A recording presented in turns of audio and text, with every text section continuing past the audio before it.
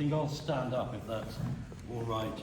And I shall apologise in advance, as 4 people at least know from having been taught by me. When I speak in public, I do tend to be rather restless, and I may well start pacing the room like a caged lion. I'll try and restrain myself. Anyway, and I shall also try and keep off the convoy as well while I'm speaking to you. If I start, let me know.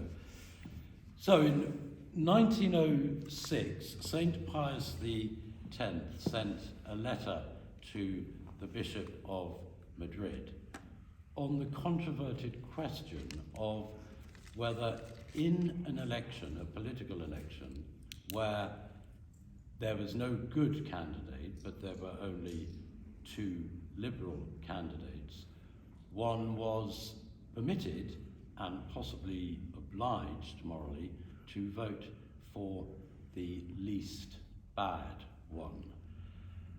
And this letter, Inter Catholicos Hispaniae, caused great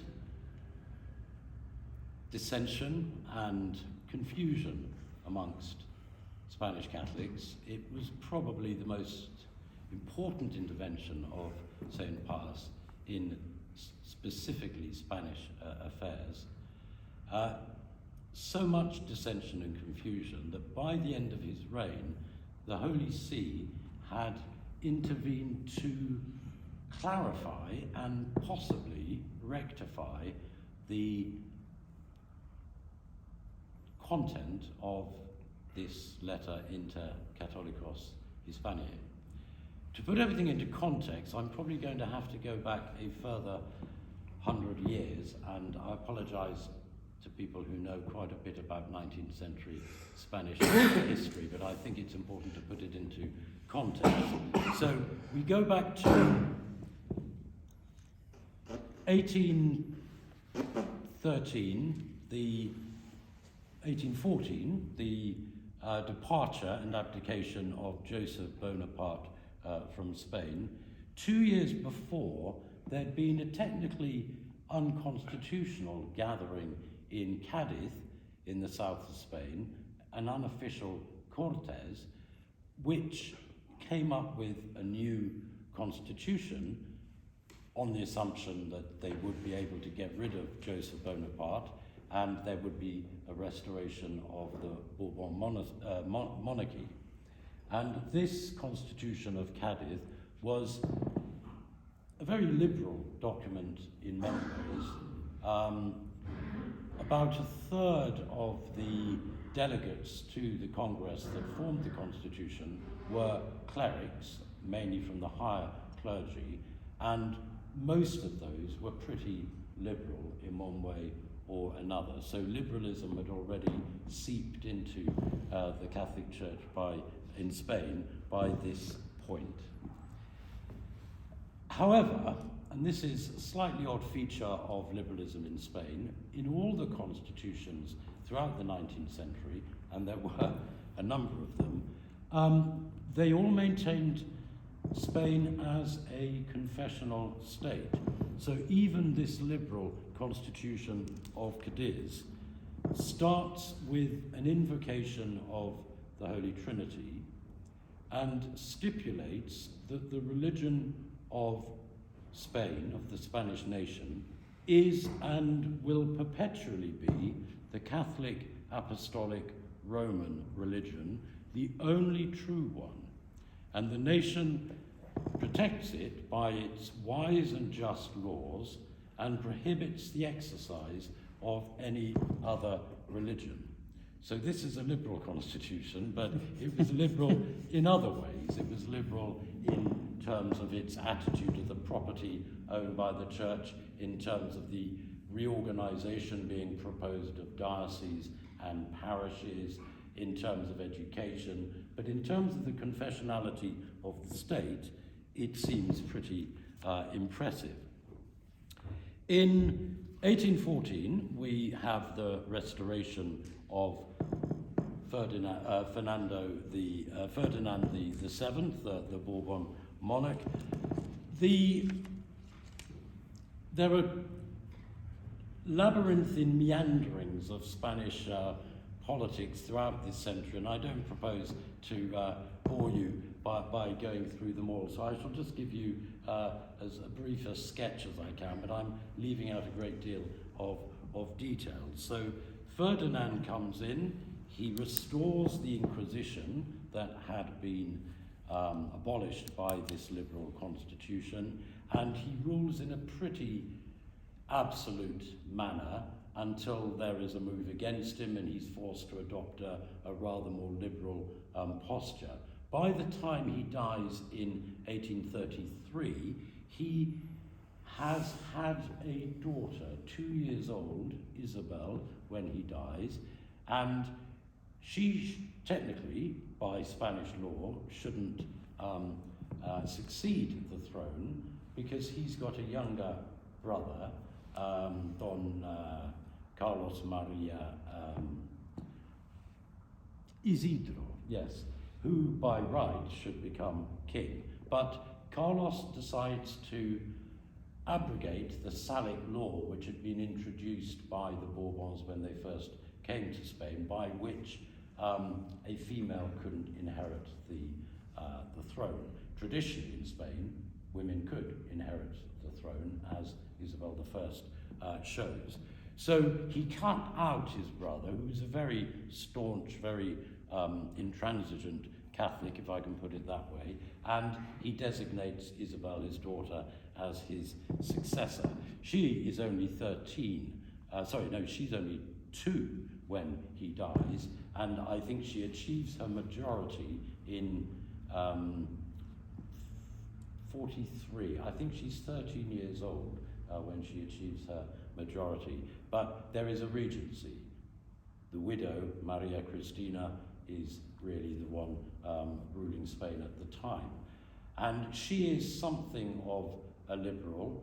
There are various ups and downs in terms of one government being replaced by another, but essentially there is a liberal drift in Spain, and it's at this time that we begin to see the first anti-clerical riots in cities like Madrid, where quite a number of clergy, particularly members of religious orders, were murdered. Secret societies were spreading stories about the Jesuits and the usual suspects poisoning wells, and this led to riots in Madrid.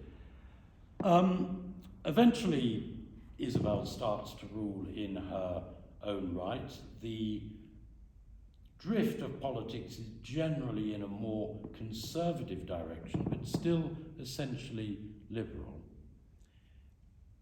Eventually, there's a concordat with Rome in 1851. The Holy See at this point recognizes Isabel as queen, which had been not recognized before that time, and came to terms with the Spanish establishment at that point. So this concordat, in fact, stayed in place until the Second Republic in the 30s. The concordat maintains the Catholic unity of Spain, the obligatory religious instruction at all levels of schooling. But one of the things that has to be remembered about the liberalism in Spain in the 19th century is, to no small extent, it was an economic affair. There was a huge process that went on for years of expropriation of ecclesiastical property and the sale, a bit like the dissolution of monasteries, I suppose, at the Reformation. So the church lost most of its property, most of its land throughout the 19th century, and even in the Concordat of 1851, that property wasn't restored. The church just decided to accept that. There were further expropriations and confiscations of property for the next 50, or at least for the next 20 or so years. I seem to remember a figure that 15% of property in Spain during this time changed hands beyond the normal passing on through wills, or through normal inheritance. So a massive change in the economic circumstances of Spain. Also, it's important to remember that these liberal governments tended to push towards a great centralization of authority as well. So whatever regional rights and independence there had been under the old regime were gradually eroded. This was one of course, the big causes of the Carlists, fueros, local regional rights, particularly important in places like Catalonia and the Basque Country.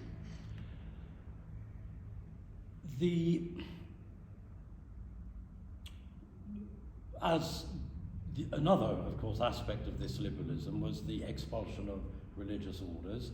As usual, the Jesuits were the first to go.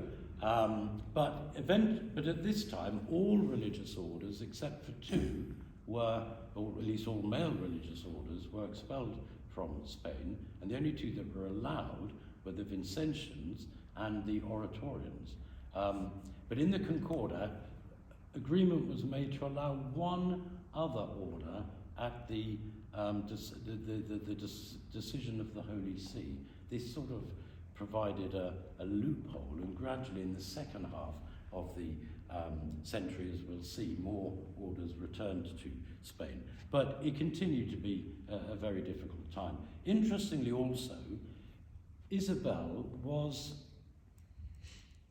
a pretty devout Catholic, although there is some speculation sometimes about certain aspects of her morality, but she had as her confessor a saint who was Saint Anthony Mary Claret, who was an extremely austere man and one who hated being attached to the court, but out of obedience he accepted it. A very scrupulously unpolitical prelate. He would not get involved in politics at all. But of course, one thing he was able to do, because the Spanish crown had long had the right of nominating or proposing bishops for approval by Rome, and so he was able to perhaps change the face of the episcopacy from this time onwards, and I think he probably appointed pretty pastoral people and also very ultramontane men as bishops, and this is perhaps going to have an influence on the events that we'll be looking at later on as well. He finally had to leave Isabel when she reluctantly, but she recognized the new Italian state. I think this was in 1863, and he had a bit of a crisis of conscience. He consulted with colleagues in the order he had founded, and in the end, more or less despite the advice of the Holy See, he decided he couldn't in conscience stay her confessor, so he went his own way after that. He eventually was granted faculties by Pope Pius IX to absolve Isabel for whatever sins she had committed as queen. Anyway, eventually, Queen Isabella herself gets driven into exile in 1868, and there is a very liberal, very radical few years in Spain, and eventually a son of Victor Emmanuel, a younger son of Victor Emmanuel, the King of Italy, by the name of Amadeo, becomes King of Spain. He's not recognized by the Carlists, obviously, and he's not recognized by the supporters of Isabel. He's offered the crown of Spain by this sort of revolutionary or at least radical parliament. But he only lasts about 3 years. He goes back to Italy with the comment that the Spanish are ungovernable, and he seeks absolution from the Holy See for the sins he committed against the Catholic faith while he was king of Spain. And then you get the restoration in 1874 of the Bourbon monarchy in the person of Isabel's son. She has abdicated in his favour. She's still alive, but she's living in Paris at this point. And her son, Alphonse XII, becomes king. And this period of politics is dominated by a politician called Canovas del Castillo, who is, shall we say, a liberal conservative. He's a liberal conservative. He produces a new constitution in 1874, which essentially remains, again, till the time of General Franco, really. And I'll just read some of the provisions which are relevant to today's talk. So Article 11 is 1876, this constitution. The Roman Apostolic Catholic religion is the religion of the state. The nation obliges itself to maintain the cult and its ministers. By the way, the clergy had essentially become civil servants by this point because the church had no property, or little, and so therefore the government had to support the clergy. No one is to be troubled on Spanish territory for his religious opinions, neither for the exercise of his respective cult, except with respect owed to Christian morality. But one does not permit, however, other public ceremonies and manifestations than those of the religion of the state. So there is a limited religious freedom, but limited public exercise, public manifestation of religion isn't allowed. The confiscations largely stop under his governments, but nevertheless there isn't a restoration of the situation before these confiscations started. So essentially things have become set in stone in Spain. It's not exactly a time of persecution for the church. The regime is not militantly against the church and isn't continuing to take measures, but nevertheless there isn't a restoration of what might be seen as the ideal relation between church and state. I should point out, by the way, that by 1875 there were only 33 Protestant congregations in Spain, and that numbered about 2,000 people. So we're talking about a very small number of people, and very few Jews and very few Muslims as well at that time. So it's still a predominantly Catholic country, and even later, many of the members of the Liberal Party, which we'll come to later, were practicing Catholics, and even a fair number of radical politicians were practicing Catholics as well. So this is the political background, and with this sort of liberal conservative series of governments in place, there is a move amongst certain Catholics towards what they called the Catholic Union. A great figure behind this was a man called Alejandro Pidal Imon, and he was very much encouraged by Pope Leo XIII. So Leo XIII, who was obviously Pope by this point, he produced an extraordinary number of documents about this matter. It was something obviously very much considered very important by Leo XIII, this idea of trying to reduce these mutual dissensions amongst the Spaniards and try to get the Spanish people to work together, even politically. There's obviously some sort of parallel here with the ralliement in France as well.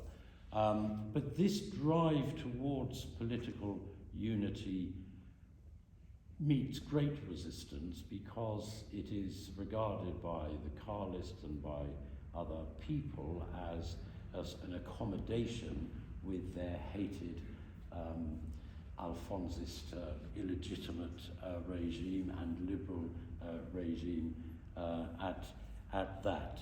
And eventually this Alejandro Vidal Imon just merges his group with the existing Liberal Conservative Party of Canavas. Leo XIII approved, by the way, of this, explicitly approved of this Catholic union. He even produced an encyclical in 1883, Cum Multa, in which he pushed for unity amongst Catholics and warned Spanish Catholics against identifying the faith with any one party.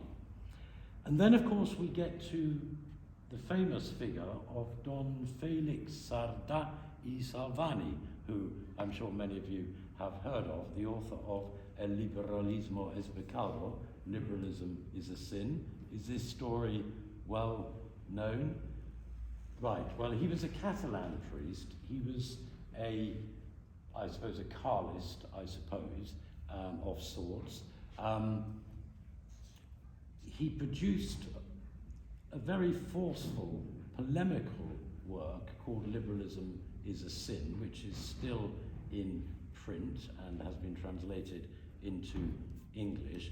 He had some difficulty getting it published, finding a bishop who would give him an imprimatur, and in the short term he had to get it published in journals, in installments under a pseudonym. But eventually there was a new bishop of Barcelona who allowed him to publish this work.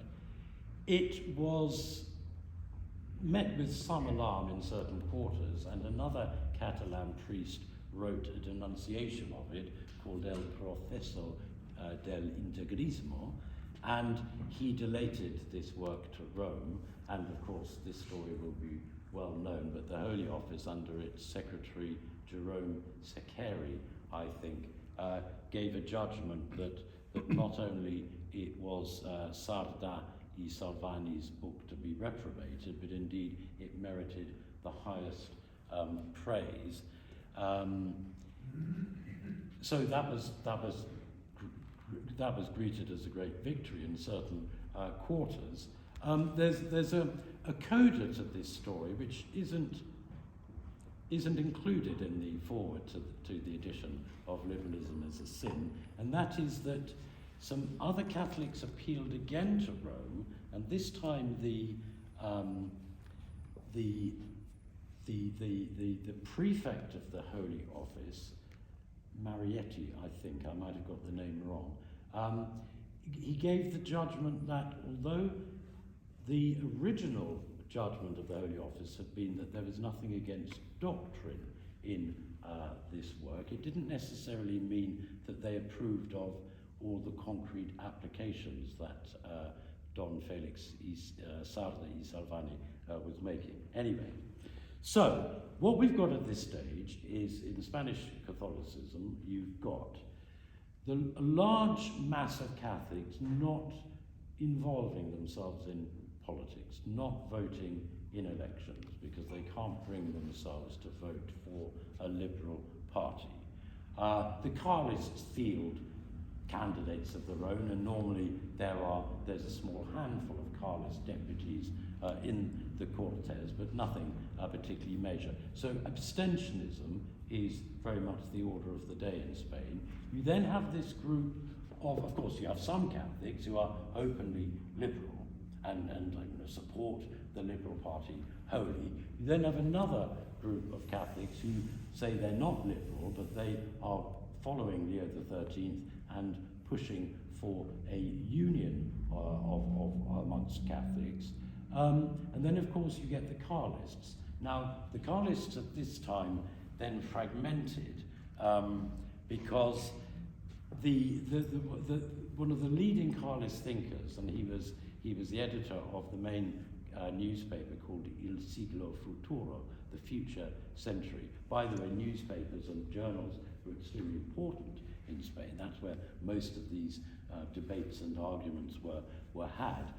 He decided to break with Don Carlos, who was the Carlist claimant at that point, because he considered him a bit liberal. He thought that Don Carlos was open to cooperating with other Catholics, with non-Carlist Catholics. He also thought that Don Carlos wasn't prioritizing the faith enough, that he was equally important to Don Carlos with the other Carlist issues like local regional rights and things like that. He even accused Don Carlos of being rather despotic in the way he ruled what was called the Carlist Communion. So the editor, I haven't given you his name, he's the central figure of our story, is called Ramon Nocedal, and he breaks away. He takes with him probably the majority of Carlist papers and quite a few of the leading intellectuals of the Carlist movement, probably not so many. The Carlism was a very popular on-the-ground movement. It was a family tradition often that you were a Carlist. It was particularly strong in what is today the Basque Country and Navarre, and Catalonia indeed was another great stronghold of Carlism. So I'm sure the mass of Carlists didn't particularly go over to the Integrists. That's where we finally get to the Integrism of our title, go to the Integrists as they were called, and they accepted this. They formed what was called a Partido Integrista, an Integrist party. So these were people who maintained the absolute necessity of a fully Catholic state, no compromises whatsoever, refusing to cooperate with any political system that doesn't reach this standard. Amongst liberals in France, liberal Catholics in France, at this time, you get the terms thesis and hypothesis being used to explain this difference. So the liberals claimed that they were in favour of the syllabus of errors, that they were in favour of full Catholic teaching on the relation between church and state, confessionality, freedom of worship, etc. But they thought that this was an ideal that wasn't practical in current times, and therefore they sought to work with what they call the hypothesis, which is the situation that we find ourselves in. Okay. So the Carlists rejected the hypothesis. They clung to this pure thesis, and eventually, just another little side note, Don Felix Salvani eventually broke with the Integrists. He wrote a notorious article in his own paper called Alto lo Fuego, Up the Fire, and he accepted the recommendations of Leo XIII that the Catholics needed to be united. So I think it's probably worth reading what he wrote in his article. Catholics like ourselves are many of our Carlist brothers. Catholics like ourselves are many of our Alphonsist brothers. Catholics like ourselves are many of our brothers who do not wish to call themselves by any of the above titles, among whom we count ourselves. Of course, this was utter treachery to Ramon Nocedal and the people that followed him. I also want to briefly mention, but maybe I can be invited back another time to give a talk just on this person. There's an extraordinary bishop in Colombia at this time called Ezequiel Moreno y Diaz, who has been canonized. So he is a saint, and he was ferociously anti-liberal to the extent that he left in his instructions that when he died, he wanted to be buried under the emblem of El Liberalismo es Pecado. He got in trouble 3 times with the Holy See. The politics of Colombia rather mirrored that of Spain at the time. There was again this division between a conservative liberal party and a liberal party, and there was even a civil war in Colombia, and this Bishop of Pasto was calling on the clergy to take up arms in this righteous cause. He was a real firebrand, but he is also a saint. Anyway, let's try and bring things up to date, because I'm rambling on too much. So, we then get, in this situation of great division within Spanish society, earnest attempts by Pope Leo XIII to produce unity amongst Catholics, a new Jesuit general is appointed in about 1892, Pablo Martin, and I'm pretty sure he was instrumental in producing a change of attitude amongst Jesuits in Spain, because up till this point, the religious orders had essentially been integrist. They had supported El Siglo Futuro, this journal. They'd subscribed to it. Even this bishop in Colombia subscribed to El Siglo Futuro. But under the influence of this new Spanish Jesuit general, there was pressure put on the Jesuits in Spain to distance themselves from the integrists. So by 1905, in the leading Jesuit journal, Razón y Fe, Reason and Faith, the editor, called Father Mintenguada, published an article, something on the elections, he called it. It was just about the municipal elections, but he argued that Catholics should, in current circumstances, should vote for the least liberal of two candidates.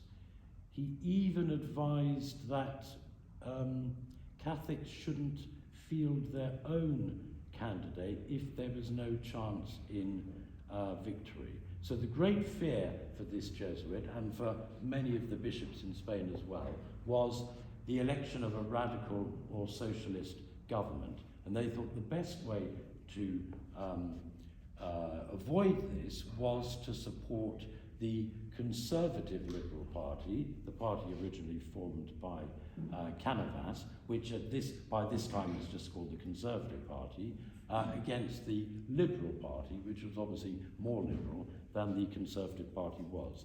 And then a few weeks later, this article was followed up by another article by another Jesuit, Father Villada. Now, the striking thing is, both these Jesuits, only a few years before, had been vehemently promoting the integrist idea of no cooperation at all with the liberal state. But they changed their tune. They wrote this article. It caused great consternation. And eventually the Jesuit general sent some questions to Pius X, asking if this doctrine of the lesser evil in politics was acceptable, and if these two articles were tainted with liberalism and heresy. And in the light of all this, Pius X wrote the aforementioned letter that I started with, called Inter Catholicos Hispaniae. It's not very long, but I won't read it. But essentially, he says two things. First of all, he says that the doctrines outlined in these two articles contain nothing which is not being taught by the majority, a pluralisque, of current moral theologians. And also, he encourages Catholics, in order to avoid a more radical regime being elected, he encourages Catholics to strive to make sure that those get elected to Parliament who seem to have the best hopes or prospects of supporting the Church. So he doesn't quite make it clear, it's a bit ambiguous as to whether Catholics are obliged to vote for the lesser evil or whether it's merely permitted to do so. It's certainly the latter, but whether the Pope is saying that Catholics have to do that is another question. However, that's how the document was interpreted by most of the Spanish bishops. So there was an intense effort after the publication of this letter to get Catholics to stop their abstentionism, to start voting, and to support, essentially it meant that the Spanish bishops were encouraging Catholics to vote for the Conservative Party in Spain. There were even quite a few bishops who were officially approving and giving their blessing to political candidates. So that seemed to be the end of the matter. That seemed to be a defeat for the Integrists, but there is a development of things. Cutting a very long story short, the Integrists, the leader, Ramon Nocedales, died, but after his death, they make a journey to Rome. Pius X doesn't think it's opportune to actually meet them personally, and I think even Mary del Val doesn't meet them, but they meet with another great Spanish cardinal of the time, Vives y Tutor. He was, I think, prefect of the Sacred Congregation of Religious Orders. Very powerful man. In fact, wags in the Vatican used to Italianize his name and say, Vives e tutto, he is everything. But anyway, so the Integrists managed to get issued to them some norms for their conduct in Spanish politics. I haven't got time to go through them in great detail today, but it gives, they commit themselves in this document approved by the Holy See to fight for the Catholic thesis. In other words, for the total Catholic state. That is going to be their aim, and that is allowed and approved in this document. But they are very much encouraged to stop calling liberals or other Catholics they don't agree with politically non-Catholics. They're not allowed, they commit themselves not to doing that anymore. They are not allowed to adopt as a blanket policy abstentionism in politics, and the doctrine on the lesser evil is reasserted in these norms. So they're expected to follow the doctrine. It would be nice to get into a discussion about the morality of the lesser evil, but it's quite a complicated point. So that was the situation. That seems to be the end of the matter. We get a more left-wing, more liberal government in Spain by this time, 1910. There seems to be a stiffening of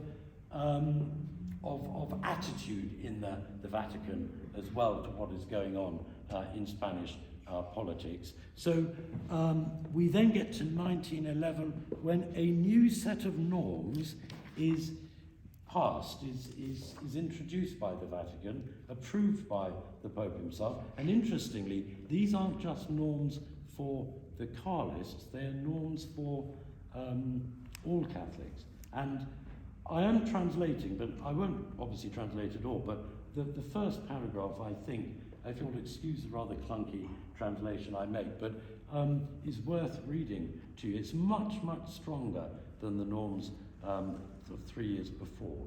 This is all under the imprint of Mary del Val and Vives y Tutor. Also, there's a papal nuncio in Spain at this point who is certainly perceived by the king to be very sympathetic to the Integrists. I think he denied it, but I suspect that he probably was. They say, by the way, that at this time in Spain, and for many years in Spain, the papal nuncio was far more important than the primate of Spain in terms of the running of the Catholic Church. Anyway, the first item of these norms for all Catholics. One should maintain as certain principle that in Spain one can always sustain, as in fact many have very nobly sustained the Catholic thesis. And with this, the intention of unity, of religious unity. Religious unity is code for not having freedom of worship, by the way. That's what religious unity means. It is also a duty of every Catholic to combat all the errors reprobated by the Holy See, especially those included in the syllabus, and the freedoms of perdition. I think that's a phrase that originally goes back to Gregory the 16th, and the freedoms of perdition proclaimed by the new right and liberalism, whose application in the governing of Spain has been an occasion of such great evils. This action of religious reconquest ought to be effected within the limits of legality, using all licit arms which are put into the hands of the Spanish citizens. So a very, very strong statement of really integrist principles, at least in general. And then there's another article which is very significant, and the print is extremely small, and the lighting is, so I'm going to have to rely on my memory, I'm afraid. In the article which in the 1908 norms had dealt with the principle of the lesser evil, there is now no longer any mention of lesser evil. The term doesn't appear at all, and the recommendations for behaviour in elections have been watered down, I would say, to some extent. It rejects the idea of a blanket abstention still in politics, but interestingly, it leaves more to the discretion of the individual in weighing up the particular circumstances that one finds oneself in any given election. So, an interesting development. At the same time, a very similar time, Cardinal Merry del Val had issued a rather stern reprimand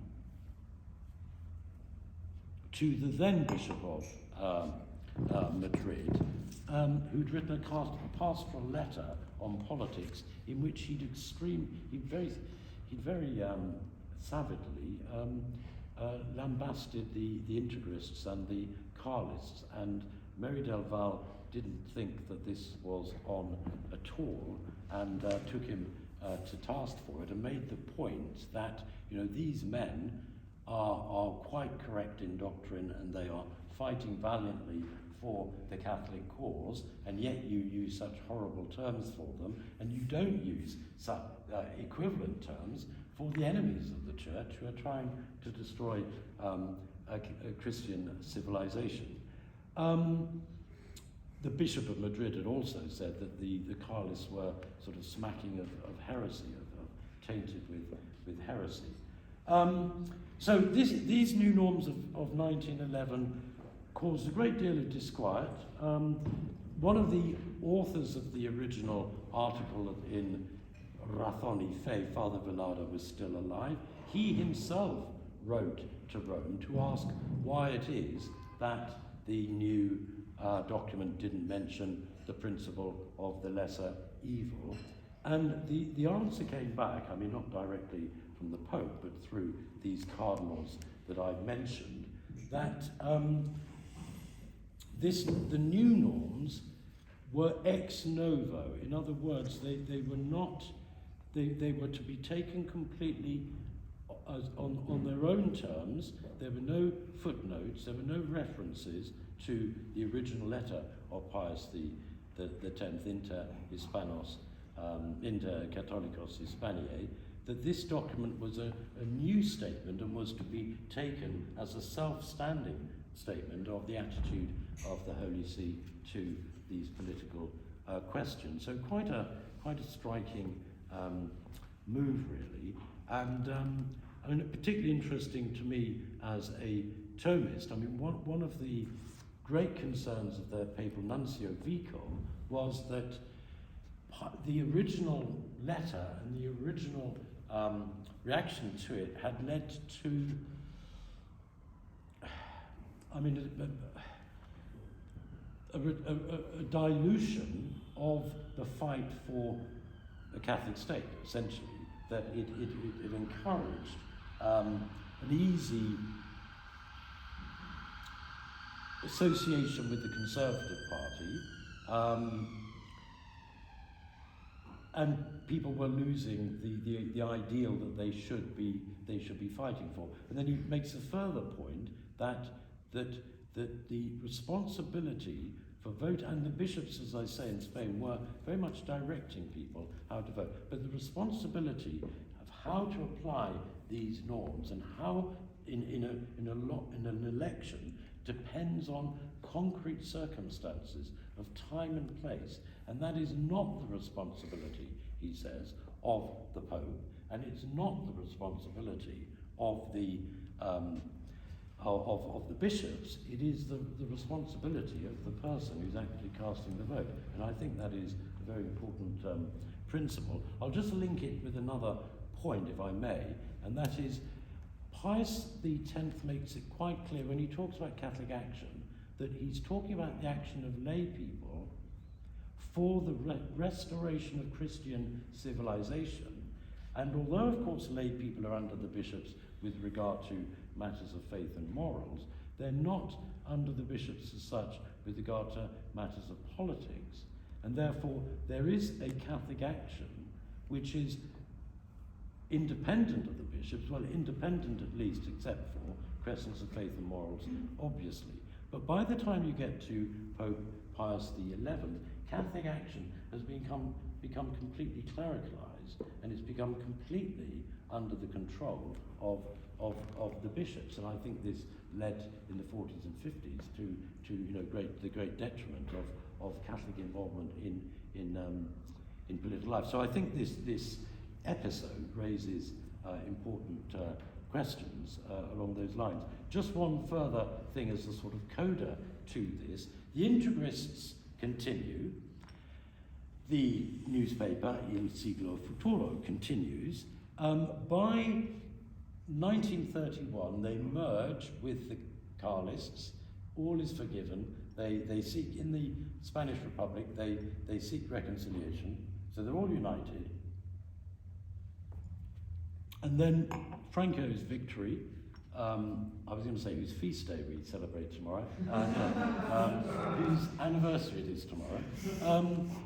The editor of the Integrist paper, Il Siglo Futuro, refuses, he closes his paper down because he's not going to allow it to become an organ and a mouthpiece of Franco's new state. And interesting, I mean, the history of Carlism during Franco's regime is extremely complex, and there were lots of divisions, but I would say, as a rule, those Carlists who had been Integrists tended to be the most critical of Franco's regime as a matter of principle. But that's a story for another day. So thank you for your attention.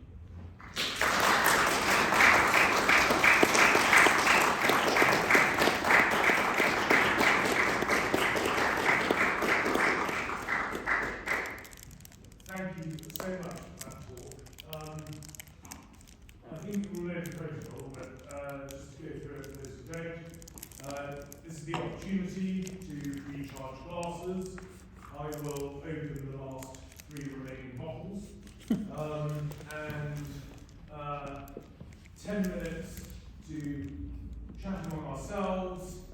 I think it's really difficult and awkward questions.